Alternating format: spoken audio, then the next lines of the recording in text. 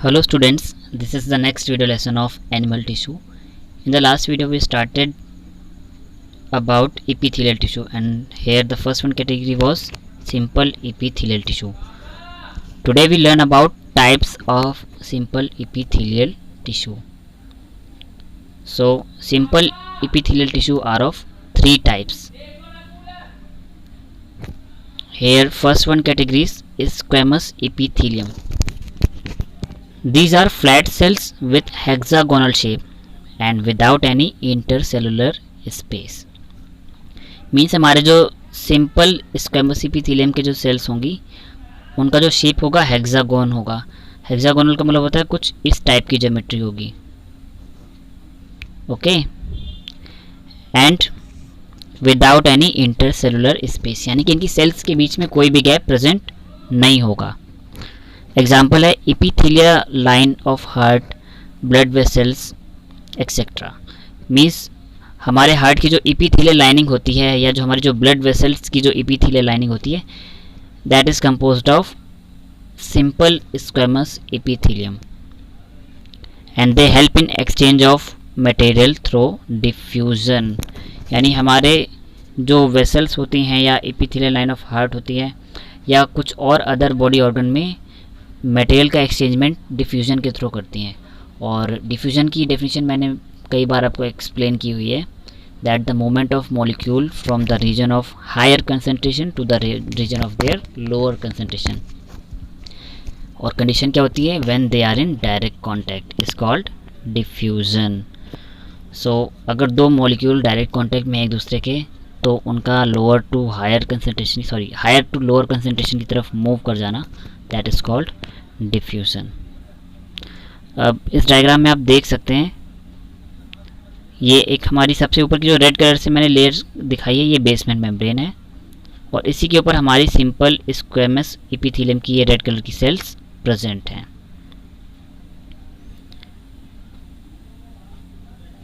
Next category है हमारी simple cuboidal epithelium. So these are cube like, जैसा कि इनका नाम है क्यूबॉइडल एपिथेलियम. सो क्यूबॉइडल से टर्म आती है cube.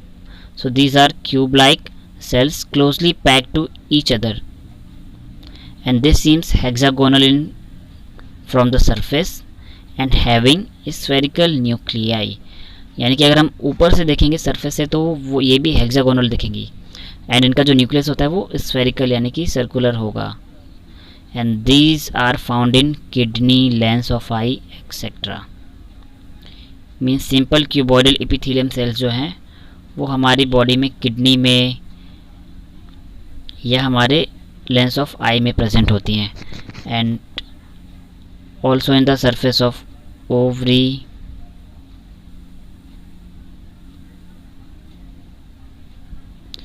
in the surface of ovary they help in secretion, absorption and excretion.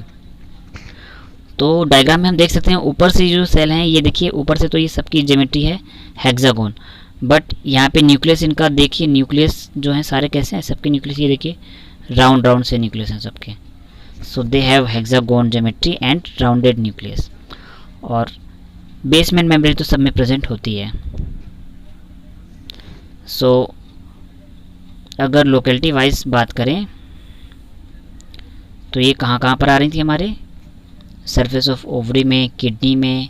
इनका फंक्शन है secretion, absorption and excretion. Secretion means enzymes का सिक्रीशन करना हो, चाहे हार्मोन का सिक्रीशन करना हो बॉडी में, और मिनरल और न्यूट्रिएंट्स को एब्जॉर्ब करना हो, चाहे टॉक्सिकेंट को बॉडी से बाहर रिमूव आउट करना हो थ्रू एक्सक्रीशन. इन सभी में ये हेल्प करेंगी सिंपल क्यूबॉइडल एपिथेलियम. और ये क्यूबॉइडल बोली जाती है क्योंकि इनका शेप है cube like. And the third one category is columnar epithelium. So these are tall column like with elongated nucleus.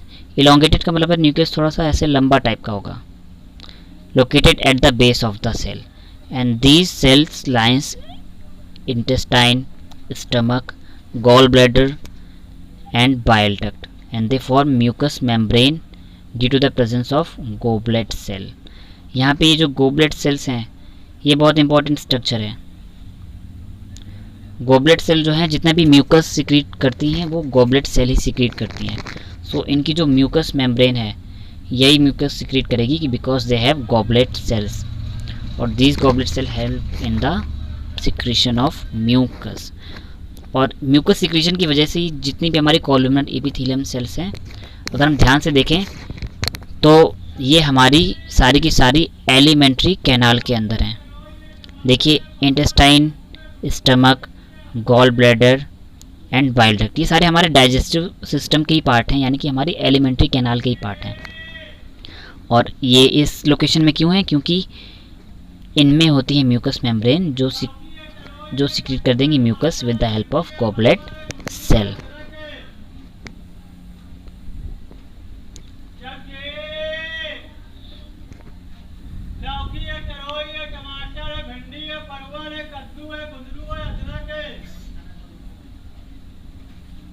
Sorry, मुझे नेक्स्ट स्लाइड ओपन करनी पड़ी, so it takes a little bit of time.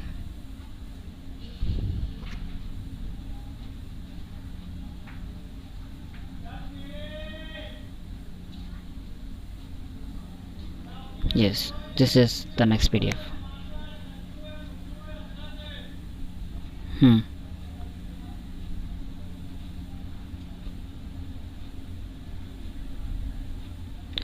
हाँ, सो हमने columnar epithelium को तो discuss कर लिया था।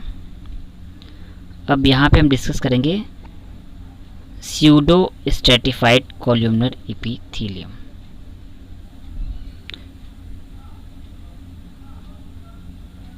ये हमारी सेकेंड कैटेगरी थी स्यूडो स्ट्रेटिफाइड वाली। So the epithelium without being stratified appears to have 2 or 3 layer of cells, so called pseudo stratified columnar epithelium. Means epithelial cells में अगर बहुत सारी लेयर आ जाएं, ठीक है, 1 2 3, ठीक है, कई सारी लेयर्स आ जाएं, more than 1 means 2 or 3 layers of cells, then they are called pseudo stratified columnar epithelium. These are ciliated cells containing mucus secreting cells, and they form lining of nasal cavity, trachea, vasa differentia, epididymis, etc. So जो हमारी pseudo stratified cell हैं ये chelated होती हैं, यानी इनमें cilia present होते हैं, एंड इनमें भी म्यूकस सिक्रेटिंग सेल प्रेजेंट होगी, यानी कि गॉबलेट सेल यहाँ पे भी प्रेजेंट होगी। और ये क्या बनाती हैं? Nasal cavity. सो हमारी नेज़ल कैविटी में भी सिलिया प्रेजेंट होते हैं, ट्रैकिया, वासा डिफरेंशिया और एपिडिडाइमिस, ठीक है। इन सारे पार्ट्स में ये pseudo stratified columnar epithelium cells present होंगी। अब स्यूडो स्ट्रेटिफाइड कोलुमनर एपिथेलियम का जो स्ट्रक्चर है वो कुछ ऐसा है।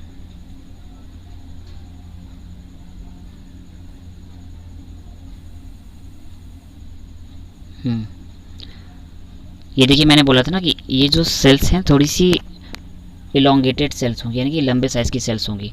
और यहाँ पे देखिए बीच बीच में जो सेल्स दिखाई गई हैं ये रेड कलर से, ये सारी कौन सी सेल्स हैं? Goblet cells. और गॉबलेट सेल्स का फंक्शन मैंने बताया ना, ये म्यूकस सिक्रीट करेंगी। और एक और इम्पॉर्टेंट क्वालिटी क्या है कि इनमें सिलिया भी प्रेजेंट होंगे। सो नॉर्मल जो कोलुमनर एपिथेलियम थी वहाँ पे गॉबलेट सेल थी, बट सिलिया एब्सेंट थे। स्यूडो स्ट्रेटिफाइड में दोनों चीज़ें होंगी, मीन्स हमारी गॉबलेट सेल के साथ साथ सिलिया भी प्रेजेंट होंगे। Now the next category is stratified epithelia.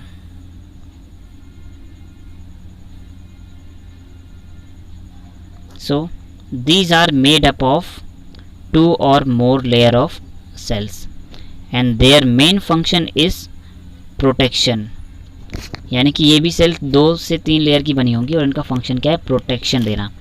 These are regularly worn out and replaced, means ये कंटिन्यूसली डेड हो जाती हैं, डेड होकर बॉडी से बाहर रिलीज हो जाती हैं और फिर से नई सेल्स आ जाती हैं इनके यहाँ पे। And surface expose to air, और इनकी जो सेल्स हैं बॉडी की, ये हमारी इनकी जो सरफेस है वो एयर में ओपन होती है। मीन्स हमारे स्किन की जो एपिडर्मिस है, ओके, हमारी जो आउटर मोस्ट लेयर होती है स्किन की, दैट इज़ कॉल्ड एपिडर्मिस।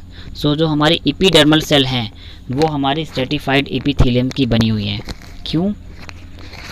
क्योंकि ये हमारी बॉडी की आउटर मोस्ट सेल हैं जो कि बॉडी को एयर के कांटेक्ट में रखती हैं। अब जो बॉडी की आउटर मोस्ट सेल होती हैं वो कंटिन्यूसली क्या होती हैं, कई एटमॉस्फेयर कंडीशन होती हैं जैसे कि सनलाइट, ह्यूमिडिटी, इन सब की वजह से जो सेल्स हैं हमारी डीजनरेट होती रहती हैं, मतलब कि डिस्ट्रॉय होती रहती हैं और उनकी जगह पे नई सेल्स रिप्लेस होती जाती हैं। सो इसीलिए इनका जो फंक्शन होता है ये बॉडी को प्रोटेक्ट करती हैं लाइट से, टेम्परेचर से, मॉइस्चर से, ह्यूमिडिटी से, यानी कि हर एटमॉस्फेरिक कंडीशन से प्रोटेक्ट करने का फंक्शन होता है स्ट्रेटिफाइड एपिथेलिया का। इसीलिए इनकी जो लोकेलिटी है वो क्या है, एपिडर्मिस में ये प्रेजेंट होंगी और बॉडी को यानी कि हमारी स्किन को प्रोटेक्ट करेंगी। अब स्ट्रेटिफाइड एपिथेलियम में भी 3 कैटेगरी आ गई हमारी। जैसे कि हमने सिंपल स्क्वेमस एपिथेलियम में था, same as stratified squamous epithelium में भी 3 कैटेगरी आ गई। सो पहली आ गई stratified squamous epithelia. These are of 2 type, keratinizing and non keratinizing. Means ऐसी सेल जिनमें केराटिन प्रेजेंट होगा और एक जिनमें एब्सेंट होगा। So skin of epidermis is keratinizing type. हमारी एपिडर्मिस की जो स्किन होती है वो केराटिनाइजिंग टाइप होती है, हमारी स्किन में केराटिन प्रोटीन प्रेजेंट होता है। And non keratinizing are wet surface with less amount of keratin. और कुछ सेल्स होंगी वेट सरफेस वाली, वो नॉन केराटिनाइजिंग होगी, like lining of buccal cavity, vagina, oesophagus, pharynx, vestibule of nasal cavities. तो हमारी जो माउथ की जो बकल कैविटी होती है वो थोड़ी सी वेट होती है। वो क्यों होती है? क्योंकि it is composed of non keratinizing cells. Okay, same as vagina, हमारा ओइसोफेगस का जो ट्रैक होता है वो भी लुब्रिकेटेड होता है क्योंकि वहाँ की जो सेल्स होती हैं वो नॉन केराटिनाइजिंग होगी। फेरिंग्स, वेस्टिब्यूल, नेजल कैविटीज़, इन सब में सेम फंक्शन होंगे। इसके बाद स्ट्रेटिफाइड एपिथेलियम का जो सेकेंड कैटेगरी है वो है स्ट्रेटिफाइड क्यूबॉइडल। जैसे हमने सिंपल एपिथेलियम में पढ़ा था, सिंपल स्क्वेमस और फिर सिंपल क्यूबॉइडल, वैसे ही स्ट्रेटिफाइड एपिथेलियम में भी स्ट्रेटिफाइड स्क्वेमस और स्ट्रेटिफाइड क्यूबॉइडल और फिर लास्ट में columnar. So stratified cuboidal condition में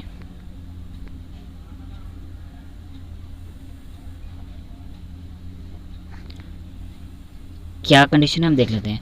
outer most cell are cuboidal, example conjunctiva of eye, lining of sweat glands etcetera.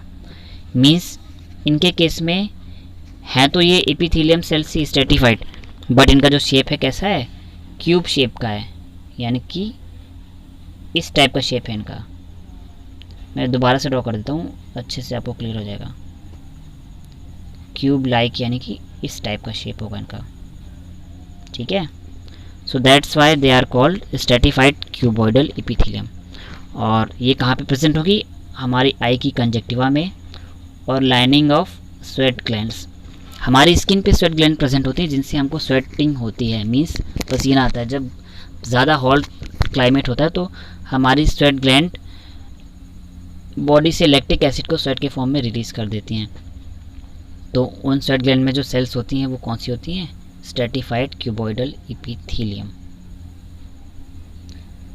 इसके बाद क्यूबॉइडल के बाद लास्ट कैटेगरी जो आती है दैट इज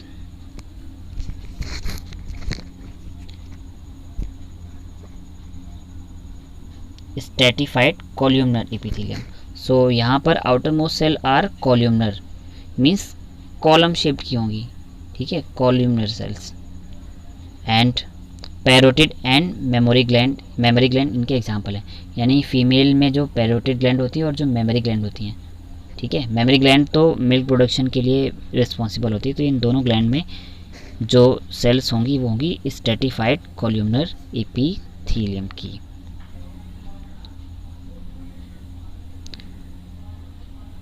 इसके बाद सेकेंड कैटेगरी है स्पेशलाइज्ड एपिथेलिया, जिसको कि हम नेक्स्ट वीडियो लेसन में डिस्कस करेंगे।